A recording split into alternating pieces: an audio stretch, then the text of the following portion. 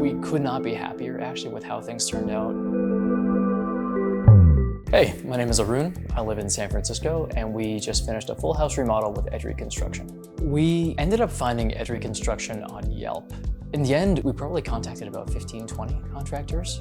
The reason we went with EDRI at the end was not because they were low in the range or high in the range from a price point perspective, but they took us to some of their sites. They gave us a lot of their time. I think we just got a good sense of what the process looked like with EDRI. We had a lot of trust in their ability to get the job done. We saw the quality of the workmanship, and that just gave us faith that they'd deliver. We met Avi on day one of our introduction to EDRI. He showed up along with a project manager to do a walkthrough of the house. We would not have done this work without Avi. He's been honest, he's a good communicator. It's a really strong relationship, and I don't think I expected it to become something like that. He's good to work with, he delivers on what he says he'll do, and even when there's discussion, debate, it's always productive. This was our first renovation, and I think everyone hears the stories of, I have not been able to get a hold of my contractor. Nothing's happened for 3 weeks or 3 months. We had the opposite problem. I remember early on, my wife and I, we had anxiety because of how quickly things were moving. We felt like we had to race to keep up, in a good way, of course. The thing that I liked the most about EDRI Construction was the communication.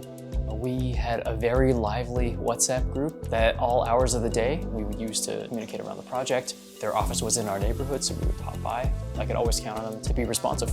We could not be happier actually with how things turned out. We love our home. It means a lot to us. It's our safe space, and it did not look anything close to this when we began this work, which is ultimately why I do recommend EDRI. I'm simultaneously very glad we don't have to do it again, but if we did, we'd